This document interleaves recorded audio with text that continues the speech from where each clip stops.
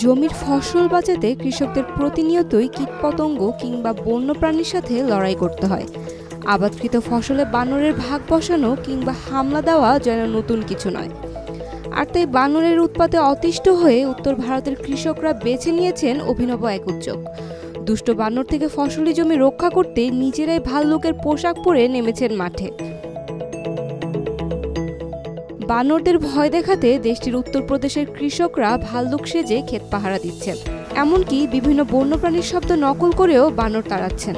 ওই রাজ্যের কৃষক বিনোদ কুমার বলেন, গ্রামে বানর ও অন্যান্য প্রাণী তাড়াতে আমরা রাতের বেলা জেগে থাকি। এটি আমরা বিগত 4-5 বছর ধরে করে আসছি। কৃষকদের অভিযোগ, সরকারি কর্মকর্তাদের উদাসীনতার কারণে তারা সমস্যার সম্মুখীন হচ্ছেন। বানরের উৎপাতে ক্ষতির শিকার হলেও সরকারের কাছ থেকে কার্যকর কোনো সহায়তা পাচ্ছেন না তারা।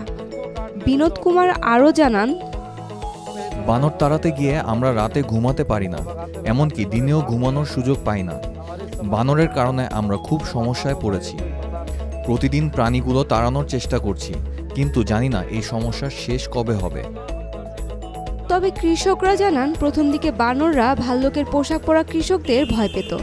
এখন দিনকে দিন এরা বেশি চালাক হচ্ছে। এই কৌশলের সঙ্গে নিজেদের মানিয়ে নিয়েছে। গ্রামের আরেক কৃষক রামসিংহ বলেন, প্রথম যখন আমরা এই ভাল্লুকের পোশাক পরেছিলাম, বানররা খুব ভয় পেত, কিন্তু এখন তারা অভ্যস্ত হয়ে গেছে আর আমাদের ভয় পাচ্ছে না। বরং যখন আমরা তাদের তাড়াতে যাই, তারা আমাদের কামড়ানোর চেষ্টা করে।